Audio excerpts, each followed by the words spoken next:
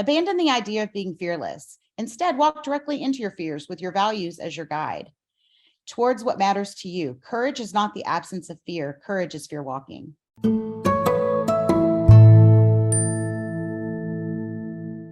Hey guys, thanks for joining me this week. I am excited and actually recording from sunny Arizona. So Danny and I've made our way across country again, and we're in Arizona. And I have an amazing guest to talk to you guys this week. Her name is Sarah Gallardo. She's the founder of SarahSpeaksUp. She owns a nonprofit that's advocating for domestic violence awareness. And so join me, guys, in welcoming Sarah. Sarah, thank you for joining us. Hi, Monica. Thank you so much for having me. I'm really excited to be here. So pumped to have you. So, just so you guys know, I was on Facebook, or I think it was on Facebook, and I found Sarah's group. And if you follow me at all, I'm a quote person, and I post positive reinforcement and quotes all the time on my social channels.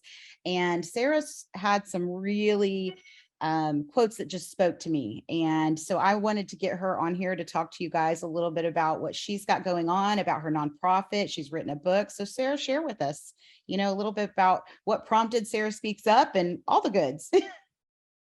Oh gosh. Okay. Well, do you have a couple hours? No, I'm kidding. Yeah.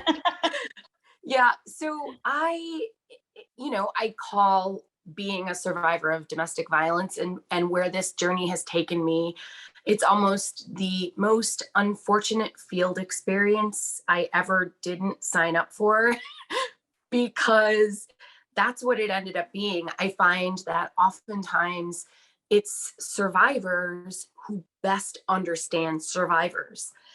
And so, I experienced so many different forms of abuse in the 10 years that I was with my ex-husband, from financial abuse to, sexual violence, financial abuse, and I was even shot at once.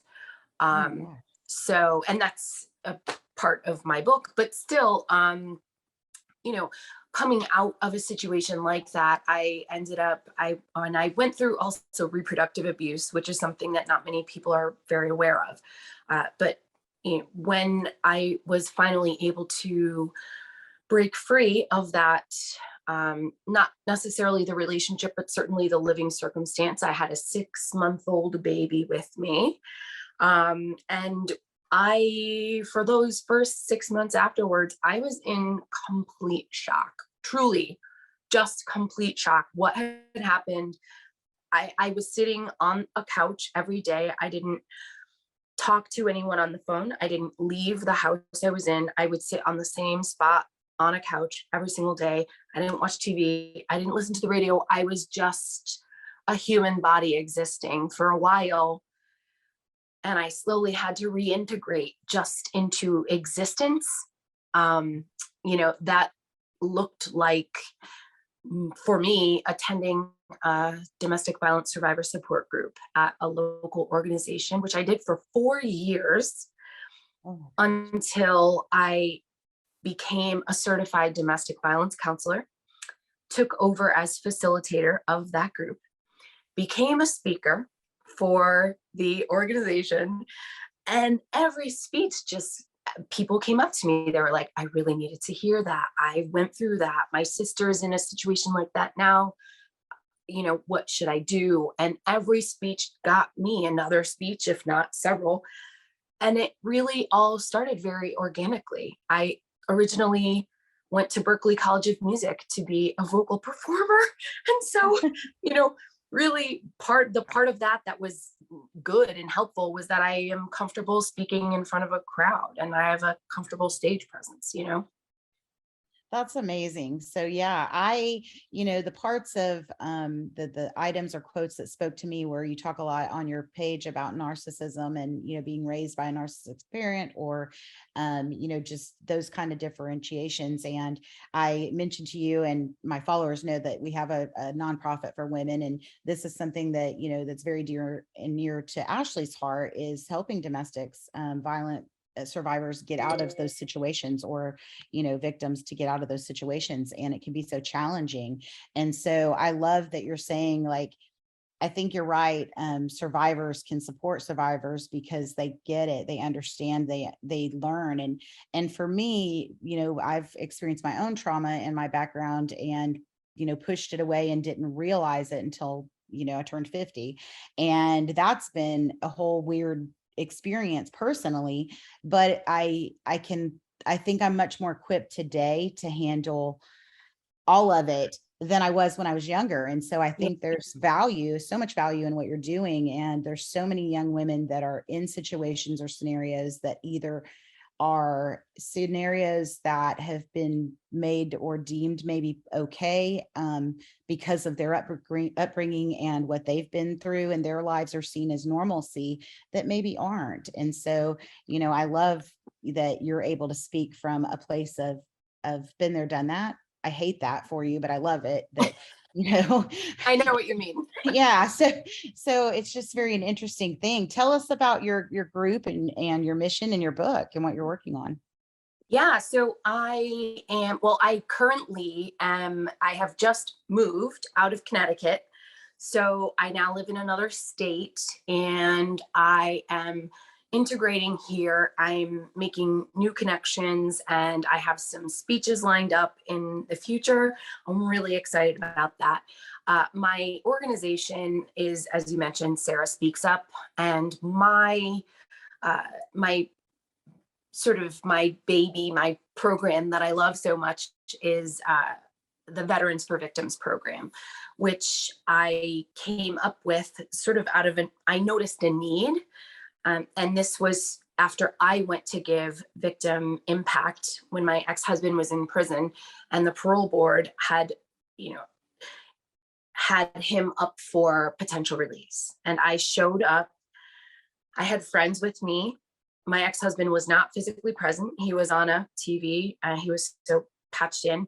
And I thought, I had already become a trained advocate and counselor. I had already started my healing journey, yet here I am sitting in a room and his face on the TV caused my hands to shake. And I'm not going to say I was crying like a sadness cry, just my eyes, tears on involuntarily were coming down my face. And I thought to myself, what would this be like for someone who doesn't have support? And if the person is there and if they were freshly out of that scenario. So I created the Veterans for Victims program, where we pair military veterans with domestic violence victims, and they escort them to and from court, and they stay with them while they testify against their abuser. This is a really twofold win-win program, which I love, because they're two demographics that have the commonality of PTSD. And I don't think that is a link that is talked about enough. So, there's that. I have my book, which is called Hiding in Plain Sight, A Glimpse into the Reality of Domestic Violence. It's in stores and on Amazon. And really what I would love is to have it made into a limited series or movie. So I am trying really hard to step into some kind of media thing where, that's a tough industry. So fingers It crossed. is.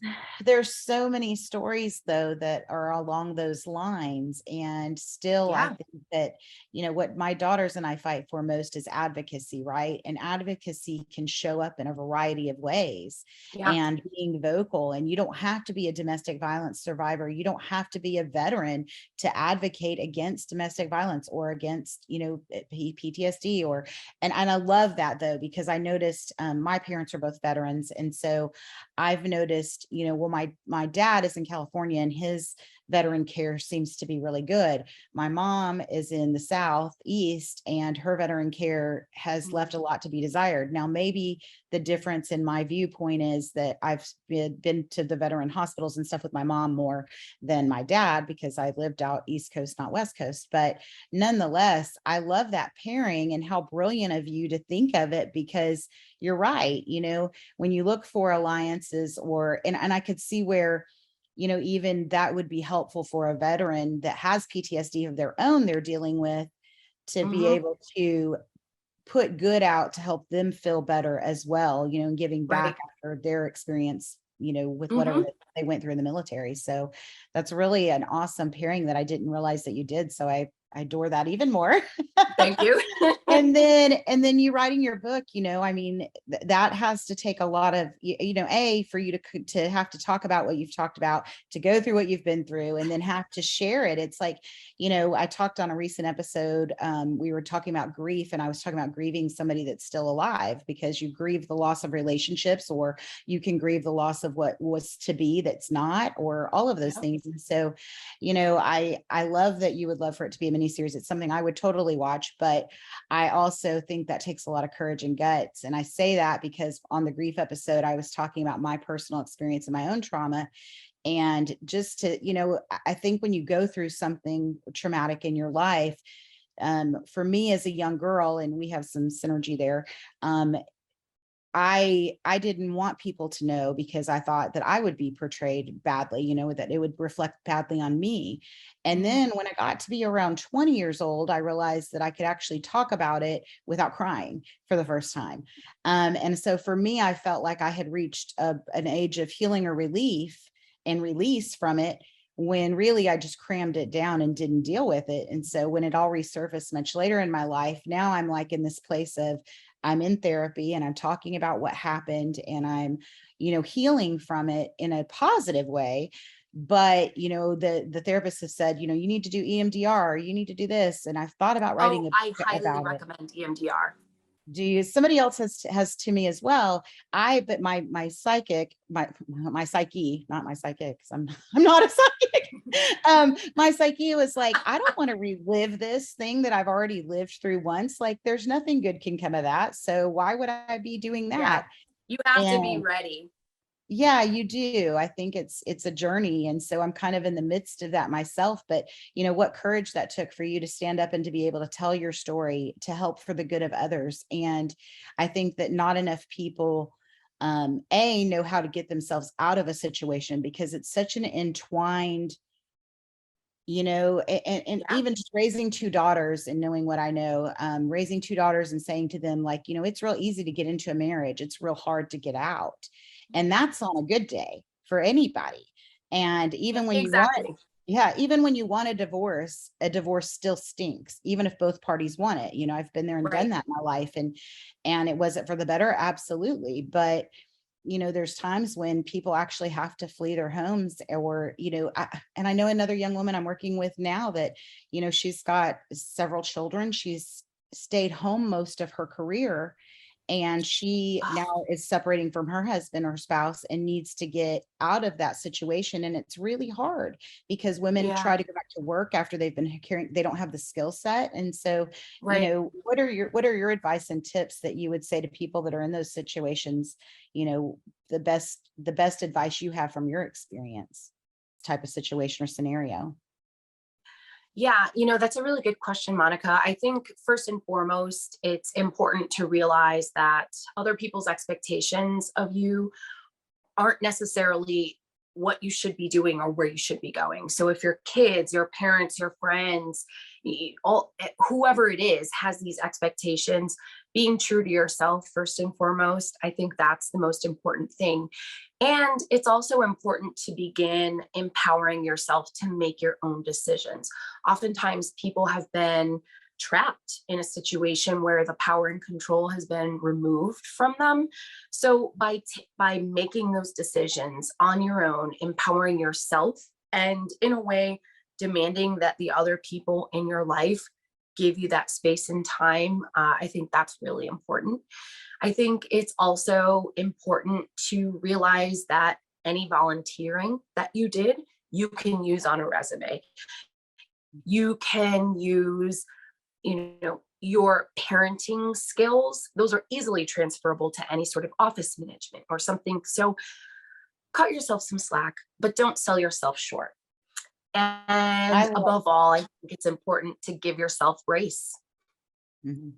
That's perfect. And you're so right. And I find myself like, learning those things. And the friend that I'm thinking of, she reaches out to me and she's worked on a resume and she's like, will you review it? And I'm like, absolutely. And, I did say to her, like, find what your passion is and lean into that. And I've learned that the older people say it your whole career and your whole life, do something you love and you'll never work a day in your life. Well, I don't think all of us figure out what sets our souls on fire until time goes by. We age and we learn the things that we're truly passionate about.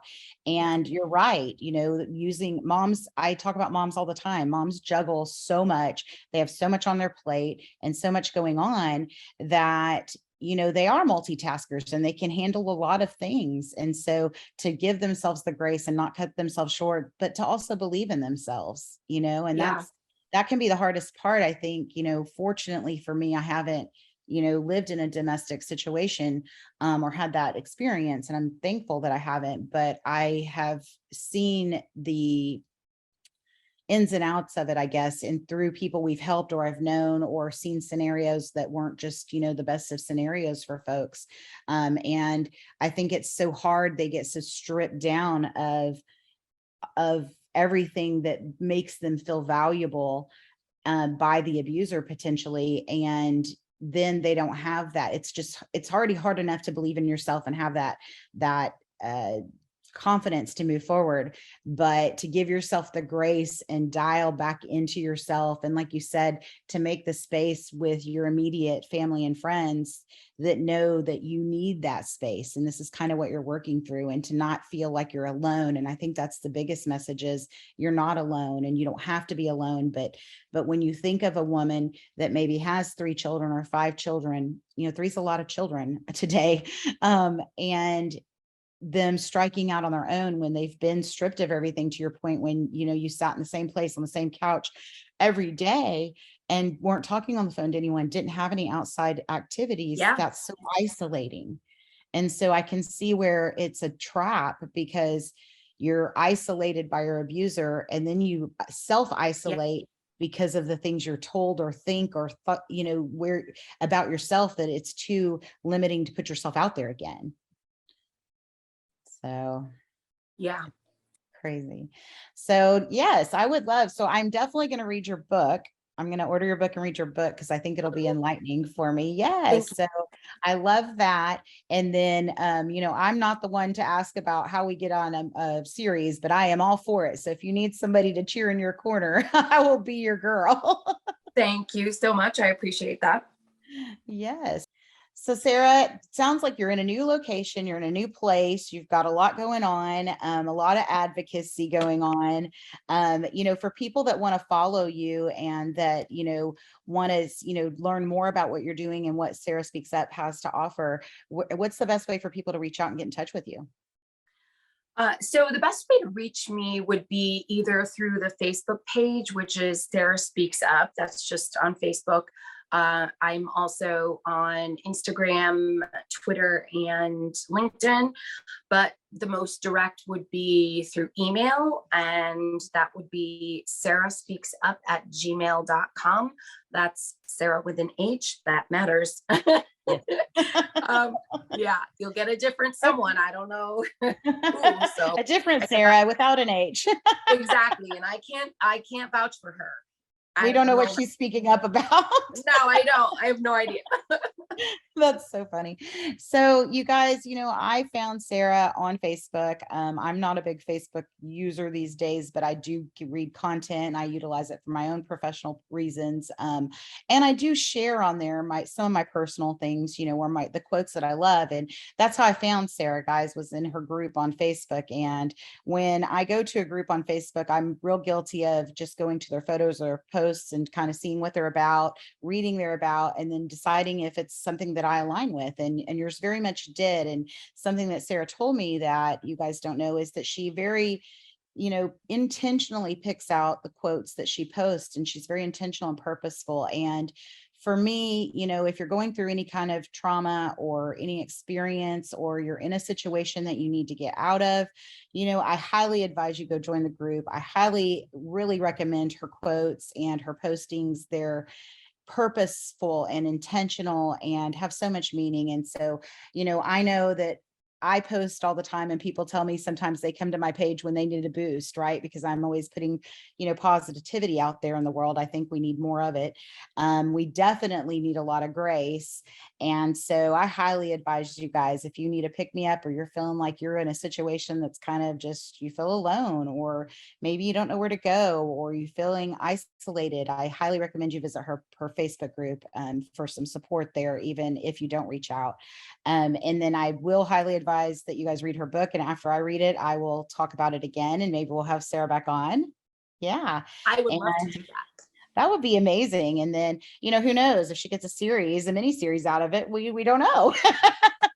That'll be amazing. I know, right? I'm putting it out in the universe. Yes, that's what I do too. Yeah. We're going to speak it into existence. That's what we're going to Yes. do.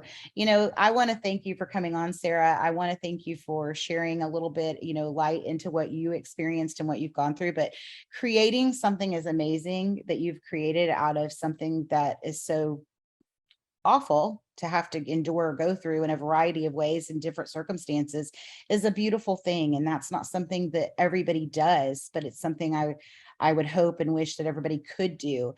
And, for my healing journey and the things that I'm going through and learning, and at the ripe age of 51, I am very much an advocate for seeking like-minded individuals and people that have been there, done that, or have some advice and wisdom. So I just want to encourage you guys to follow Sarah Speaks Up and what she's got going on, because I think it could lend a lot to a lot of listeners, whether you're in a tough situation in a relationship, or whether you've experienced something else in your life that's traumatic. I think that there's just a lot of synergy that you can find in the healing process, depending on what it is that you've been through. So, Sarah, thanks for joining us. Thanks for coming on and talking about, such hard topics, but, the change that you're making in this world is the change that I hope that we all get to see. And so I personally thank you for what you're doing, and I'm super excited to get to know more and be a part of it, and follow your journey more.